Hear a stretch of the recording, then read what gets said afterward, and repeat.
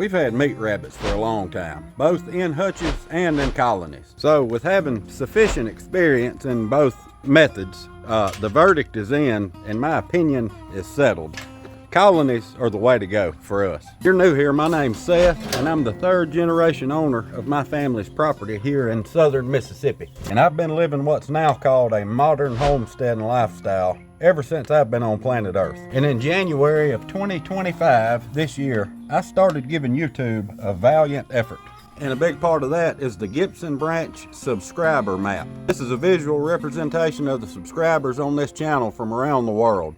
If you're a new subscriber and want to be on it, just leave a comment telling me where you're from and I'll get you added to it. Even though I'm a rabbit colony guy, there are some things that hutches offer that colonies just don't. Number one is they can prevent reproduction, which is beneficial for the grow outs and for the bad mamas. You can kind of quarantine them until you send them on to their reward. Number two, hutches can limit their physical activity, which is good for grow outs. You want your feed to go to protein instead of letting them run around in a big area like I'm sitting in, and they burn all their food off.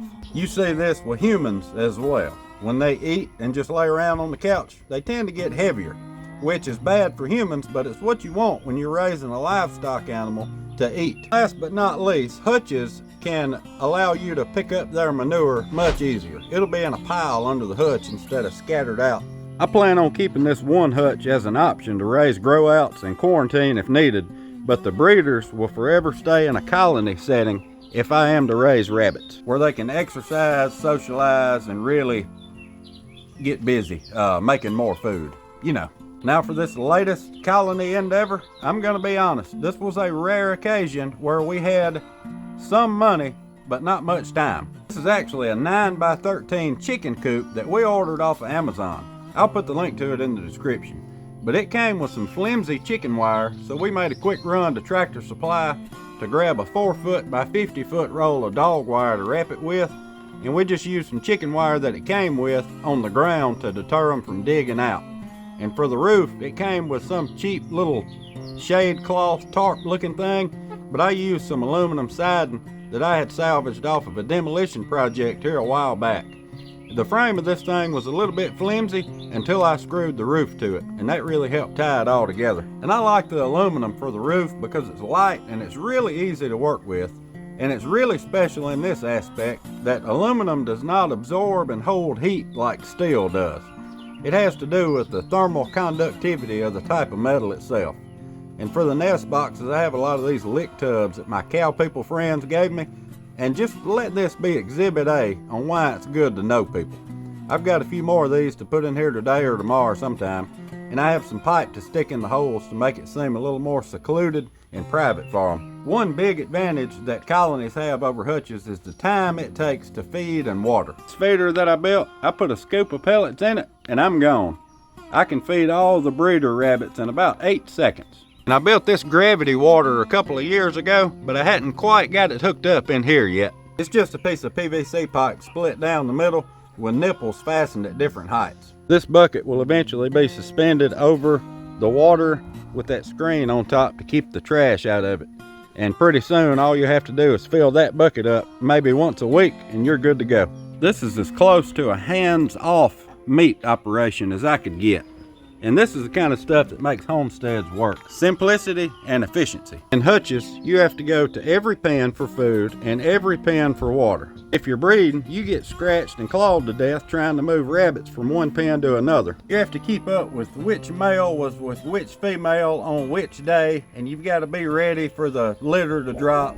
You got to be really involved if you're raising them in hutches. With a colony, I can start a pot of coffee, come out and tend to all the rabbits, and be back inside before the coffee's done dripping. And unlike hutches, colonies, in my mind, are easier to scale up. This 9x13 is 117 square feet.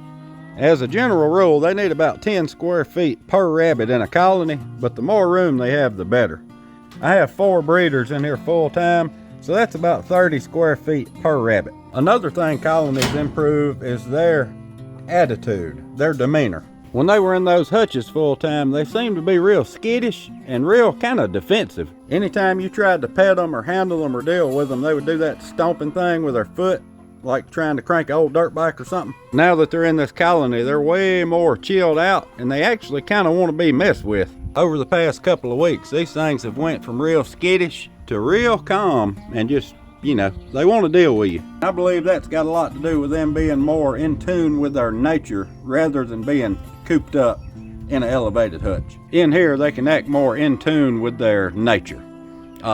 Ontology. There's your big word for the day. I'm not a rabbit hutch hater. If you've got rabbits in hutches and it works for you, that's wonderful. It's just not my preferred method. The biggest loss for a colony, in my opinion, is the manure is not nearly as easily collected. Of course, the grow outs and the mamas will offer that on occasion while they're in the hutch. It just won't be near as much as we're used to getting. But in the whole scheme of things, we're much better off with them in this colony than we were with them in the hutches. For the time we save, the simplicity of having a hands-off meat production factory, and their general well-being, those three things, in my opinion, outweigh the benefits of having rabbit poop piled up. If you're an experienced rabbit keeper with a different opinion, or if you'd like to add something that I forgot, leave us a comment down below.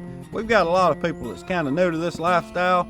Them and I myself learn a lot from the comments. And again, I will have the link to this colony that I got behind me down in the description. And I'll also add the link to that rabbit nipple watering system to the description also. The Chinese children did do a pretty good job with this thing.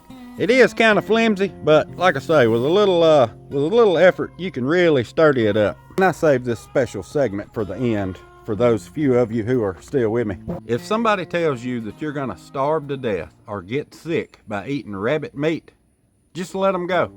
Just let them say that and go on. They think that we are in an extreme famine and that we are surviving on rabbit meat only, which is ridiculous. Look, I'm thriving down here. I eat what I want to eat.